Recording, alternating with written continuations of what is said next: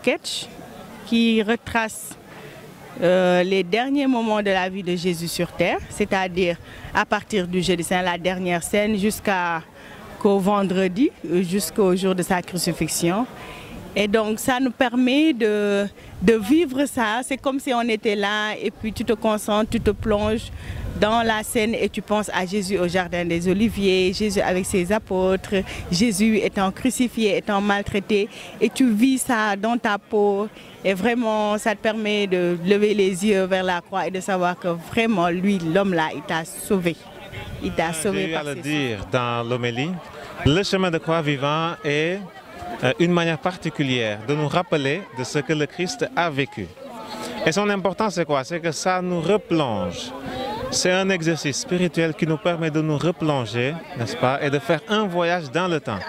Parce que notre imagination nous permet de ressentir ce que notre Seigneur Jésus-Christ a ressenti, ce que ses disciples ont ressenti, ce que la foule a ressenti. Donc c'est un exercice qui nous permet, personnellement, chaque participant, de s'introduire dans ce temps et d'aller puiser les grâces et les bénédictions, les sentiments pour revenir dans notre monde d'aujourd'hui, dans notre temps d'aujourd'hui, et qui nous permettra de savoir comment vivre notre aujourd'hui, comment vivre par exemple la souffrance que nous avons méditée dans cette passion de notre Seigneur Jésus-Christ. On se rend compte que c'est tout un tas de souffrances, toute une souffrance qu'une personne a endurée, la souffrance du monde entier, qu'une personne, Jésus-Christ, a endurée. Et pour le monde entier, pour que tout le monde ait le salut, pour que le péché soit vaincu, pour que l'homme puisse accéder à la gloire de Dieu. Et puis encore émotion par rapport à sa chère maman, la très sainte Vierge Marie, parce que toutes les souffrances que Jésus a endurées dans son corps, la Sainte Vierge Marie les a endurées dans son âme. Donc c'était deux personnes qui ont porté toutes les souffrances du monde en un laps de temps. Et ça fait vraiment pleurer, c'est émouvant. Dire surtout pas seulement à nos amis et à nos frères les chrétiens, mais c'est aussi à tout être humain et aussi à la communauté musulmane, parce que la dernière fois, je suivais la télé et je voyais qu'il y a un imam qui a dit la même chose que nous avons en commun. C'est-à-dire, le jeûne, ce n'est pas seulement pour un temps précis. Les efforts que nous faisons, ce n'est pas seulement pour un temps précis. C'est-à-dire, nekkul pour sellal kese ben 30 jours ou ben 40 jours.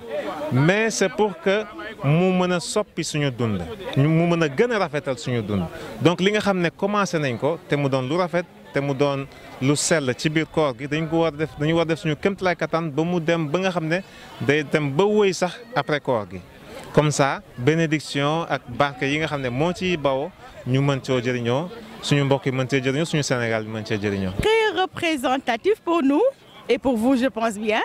En tout cas, moi, quand je vois tout ça, une seule phrase me vient à l'esprit, c'est que Dieu est unique. Il n'y a qu'un seul et unique Dieu. Yalla kenn la. C'est le Dieu des chrétiens, c'est le Dieu des musulmans, c'est le Dieu des juifs, c'est le Dieu de tout le monde. Donc, en ce qui me concerne, par rapport à cette coïncidence de Carême et de Ramadan qui se passe depuis l'année dernière, moi je dis juste que c'est une façon à Dieu de montrer à l'homme que lui, il est l'unique et le seul. Lui, il a ses voies, il a ses moyens. Nous, tout ce qu'il nous demande, par la religion que nous pratiquons, de faire sa volonté, de respecter ses commandements. Maintenant, le reste dépend de lui. Moi, c'est tout ce que je pense. Voilà, la prière, surtout, c'est de contextualiser cela à ce que nous vivons, c'est-à-dire au contexte de notre pays qui, il y a de cela quelques temps, a vécu des moments de trouble. La prière, la grande prière que je formule aujourd'hui, pas seulement pour les catholiques, mais aussi pour tout le Sénégal, c'est de vivre dans la paix. Et ce n'est pas seulement une prière, mais c'est aussi une invitation. Une invitation pourquoi? Je le dis souvent à ceux qui m'écoutent, c'est que quand on sait ce que c'est que l'absence de paix, c'est-à-dire le trouble, la guerre, etc., on sait apprécier davantage la paix.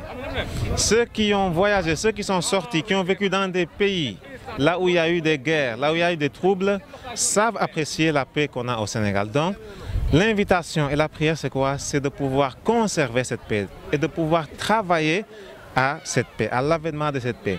Et on y travaille, on prie, et cela peut venir seulement si chacun vit dans son cœur pacifiquement. Si moi je vis pacifiquement, l'autre ne vit pas pacifiquement, il y a toujours, n'est-ce pas, la possibilité, il y a toujours la tentation d'entrer en conflit. Mais si moi je recherche la paix, si moi j'accepte de me sacrifier pour la paix et l'autre fait de même, ça peut être un grain, une graine jetée, semée et ça peut porter beaucoup de fruits pour tout le monde. Et pourtant vous êtes engagé, vous voulez vraiment faire ressortir le carême, faire partager les moments du carême avec le peuple, la population sénégalaise et le monde entier. Je remercie pour cela. Et donc je souhaite une bonne fête de Pâques à mes frères et sœurs chrétiens. Je souhaite une bonne continuation à vous, mes frères musulmans, pour le Ramadan. On a fini, mais on continue de vous accompagner, voilà, pour les jours qui restent, parce qu'on est tous ensemble, on est tous des frères et des sœurs.